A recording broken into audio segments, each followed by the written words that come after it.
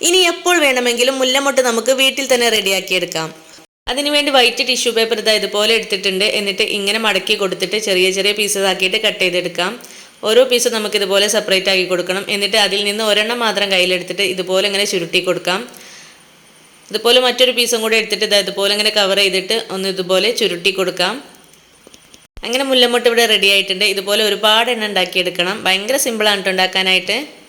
ഒരു കഷ്ണം tissue paper ഇതുപോലെ ചുരുട്ടി കൊടുക്കാം. എന്നിട്ട് മറ്റൊരെണ്ണം അതിന് മുകളിൽ കവർ ചെയ്യുന്ന രീതിയിൽ ഇതുപോലെ വെച്ചിട്ട് അടിഭാഗം മാത്രം ഇങ്ങനെ പിരിച്ചു കൊടുക്കാം. ഇനി കുറച്ച് വൈറ്റ് ഗ്ലൂ എടുത്തിട്ട് അതിലേക്ക് കുറച്ച് ഗ്രീൻ കളർ ആഡ് ചെയ്ത് കൊടുക്കുന്നുണ്ട്. എന്നിട്ട് നന്നായിട്ട് മിക്സ് ചെയ്തിട്ട് ഇതിൻ്റെ ഈ ഒരു ഭാഗത്ത് ഇതുപോലെ ഇങ്ങനെ കൈകൊണ്ട് തേച്ച് കൊടുക്കാം. ഇനി എപ്പോൾ വേണമെങ്കിലും ഇതുപോലെ മുല്ലമൊട്ടൊക്കെ റെഡിയാക്കി എടുത്തിട്ട് മാലയിലൊക്കെ കോർത്ത് യൂസ് ചെയ്യാം. നല്ല മണം കൂടി കിട്ടണമെന്നുണ്ടെങ്കിൽ കുറച്ച് സ്പ്രേ കൂടി ചെയ്യുകയാണെങ്കിൽ ഒറിജിനലിൻ്റെ വെല്ലുന്ന മുല്ലമൊട്ട് റെഡി. ചാനൽ ഒന്ന് സബ്സ്ക്രൈബ് ചെയ്യാൻ മറക്കല്ലേ.